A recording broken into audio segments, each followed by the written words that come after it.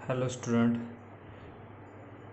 आज आपण inverse of matrix याच्याबद्दल थोडीशी माहिती घेणार आहोत. सो इनव्हर्स ऑफ मॅट्रिक्स म्हणजे मॅट्रिक्सचा इनव्हर्स कधी एक्झिस्ट होतो, ज्यावेळेस मॅट्रिक्स हा स्क्वेअर मॅट्रिक्स असेल, म्हणजे एन क्रॉस एन ऑर्डरचा असेल. तर आपण ते डेफिनेशन कसं देऊ शकतो बघा. If A is a matrix of order, कधी ऑर्डर असेल तो एम, म्हणजे तो कसा एम क्रॉस एम ऑर्डरचा आहे. And if there exist another square matrix म्हणजे असा एक्झिस्ट झाला inverse. if there exist another square matrix B such that AB into B A equal to identity matrix. हा आयडेंटिटी पण कसा असेल, एम क्रॉस एम, म्हणजे ऑर्डर एमचा असणार आहे असा मॅट्रिक्स बी एक्झिस्ट झाला. So that A B is equal to B into I. Then आपण काय म्हणतो, then B is called inverse of A and denoted by A inverse. That is आपण काय म्हणतो, A inverse equal to B असा matrix exist झाला आपण की त्यासाठी हे कंडिशन होल्ड होती. तर आपण काय म्हणतो, त्या बीला एचा इनवर्स म्हणतो आणि तो कसा डिनोट करतो आपण, B A inverse equal to B denote करतो. बरोबर, म्हणजेच काय होईल, तर आज आपण कसं लिहू शकतो, A into A inverse which is equal to A inverse into A equal to identity. एचा इनवर्स बी असेल, करस्पॉन्डिंग काय असणार, बीचा इनवर्स पण एच असणार. म्हणजेच हे ए आणि बी एकामेकाचे काय असतील, इनवर्स असतील. बरोबर.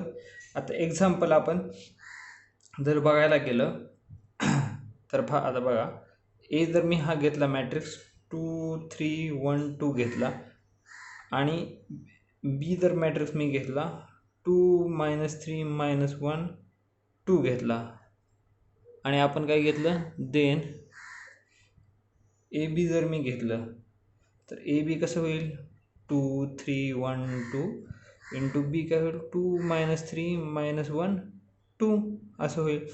आता आपल्याला जर मल्टिप्लिकेशन माहिती आहे कसं करायचं ते, फर्स्ट रोने फर्स्ट कॉलमला, so which is equal to 4 -3 which is equal to 1.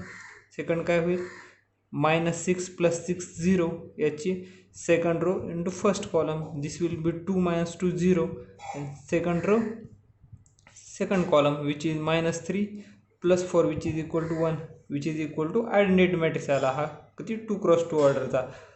आणि त्याप्रमाणे आपण काय घेतलं, अँड बी ए जर घेतलं तर काय होईल, 2 -3 -1 into 2 which is equal to 2 3 1 2. बरोबर, काय होईल आता मल्टिप्लिकेशन, दिस विल बी 4 -3 1, हे बघा 1 0 0 1 होतं का, which is equal to identity matrix येईल. हा कसा असेल, हा 2 क्रॉस 2चा. म्हणजे काय झालं इथं आपल्याला, हा इथं बी हा एचा इनवर्स झाला. Therefore A inverse is equal to B which is equal to 2 -3 -1 and 2. आता प्रत्येक वेळेस इनवर्स एक्झिस्ट होईल याची आपण गॅरंटी देऊ शकत नाही. त्याच्यासाठी आपल्याकडे कंडिशन आहे, त्यासाठी आपल्याकडे नोट आपण सांगू शकतो. नोट मी डायरेक्ट सांगतो. जर कसं असेल, इफ डिटर्मिनंट ऑफ ए कोणत्याही मॅट्रिक्ससाठी जर त्याचा डिटर्मिनंट जर कसं असेल, जर तो 0 आला which implies A is not invertible. बरोबर, म्हणजेच जर डिटर्मिनंट जर मॅट्रिक्सचा कसा झाला, 0 झाला तर इन्व्हर्टिबल असणार नाही, म्हणजेच त्याचा काय होणार नाही, इनवर्स एक्झिस्ट होणार नाही. ही नेसेसरी अँड सफिशियंट कंडिशन आहे. म्हणजे जर मॅट्रिक्सचा डिटर्मिनंट नॉन झिरो असेल त्यावेळेस त्याचा इनवर्स काय होतो, एक्झिस्ट होतो. यालाच आपण कसं म्हणू शकतो, that is a square matrix A has inverse if and only if determinant of A is not equal to 0. कधी पण काय करायचं, हे कंडिशन चेक करायची इनव्हर्स काढण्यासाठी. पहिल्यांदा आपण काय करतो, डिटर्मिनंट चेक करतो. डिटर्मिनंट जर नॉन झिरो आला तर एक्झिस्ट होणार इनव्हर्स, आणि जर तो कसा आला झिरो आला तर त्याचा इनव्हर्स एक्झिस्ट होणार नाही. तुम्हाला एक इथं मी एक इन्व्हर्टिबल मॅट्रिक्स हे सांगितलं. इन्व्हर्टिबल म्हणजेच कसा, त्याचा इनव्हर्स एक्झिस्ट झाला पाहिजे अशा मॅट्रिक्सला आपण काय म्हणतो, शॉर्टमध्ये इन्व्हर्टिबल मॅट्रिक्स म्हणतो. आणि ते कधी असतात, that is determinant non zero असेल त्यावेळेस. आता ह्या इनव्हर्सची एक प्रॉपर्टी असते की हा जो इनव्हर्स असतो तो युनिक असतो.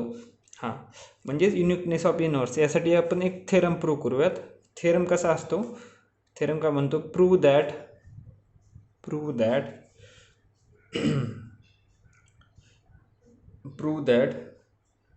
if A is a square matrix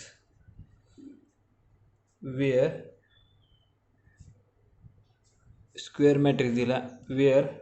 determinant of A is not equal to 0, त्याचा डिटर्मिनंट नॉट 0 आहे, देन इट्स इनवर्स आपण त्याला काय म्हणू, से ए इनवर्स इज युनिक. हे आपण प्रूव्ह करू. म्हणजे इनवर्स कसा असेल त्याचा युनिक असला पाहिजे. यासाठी आपण काय करू, दोन इनवर्स घेऊ, बी आणि सी घेऊ, आणि ते काय असतात, एकच आहेत हे दाखवू. त्यासाठी आपल्याला काय घ्यावं लागेल, त्यामध्ये आपण घेऊ let A B a matrix of order M.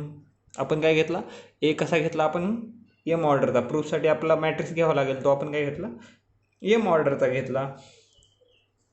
And आपण काय म्हणलं, लेट इट्स इनवर्स एक्झिस्ट. त्याचा काय होतो, इनवर्स एक्झिस्ट होतो. आपण घेतलं, पहिल्यांदा इनवर्स एक्झिस्ट झाला पाहिजे ना युनिकनेस असण्यासाठी. मग आपण काय करतो, इफ पॉसिबल आपण काय करू, दोन inverse, if possible B and C be the inverse of A. आपण काय घेतलं, बी आणि सी काय घेतले, दोन इनवर्स घेतले पॉसिबल असतील तर. मग डेफिनेशननुसार काय होणार आहे, देअरफॉर बाय डेफिनेशन ऑफ इनवर्सच्या डेफिनेशननुसार काय असतं आपल्याला, बी आणि सी इनवर्स असतील तर आपल्याला काय मिळेल, A B which is equal to B A which is equal to I and A C which is equal to C A is equal to I. बरोबर आहे, हा आयडेंटिटी मॅट्रिक्स असा मिळेल. बरोबर आहे. आता नाव बीला आपण कसं लिहू शकतो, बी इंटू आय. कोणत्याही मॅट्रिक्सला आयडेंटिटी मल्टिप्लाय केलं तर काय मॅट्रिक्स इट सेल्फ भेटणार. बट आपला काय भेटलं इथं, I equal to A C आहे, हे व्हॅल्यू आपण पुट करू इकडं, बी इंटू हे ए सी होईल. आता मॅट्रिक्स मल्टिप्लिकेशन कसं असतं, कम्युटेटिव्ह असतं. बरोबर, त्याला मी कसं लिहू शकतो, याला बी ए याला एक ब्रॅकेट आणि सी लिहू शकतो. But B A is equal to identity, म्हणजेच काय होईल, I into C which is equal to काय झालं, C. Therefore B is equal to काय झालं, सी झालं. बरोबर, हेन्स म्हणजेच काय झालं, द इनवर्स कसा झाला आहे, तर बी आणि सी दोन इनवर्स होते, ते कसं झालं, एकच आलं. म्हणजेच द इनवर्स इज युनिक. बरोबर आहे. म्हणजेच कसं असेल, इनवर्स कसा असणार, युनिक असणार झाला. ओके.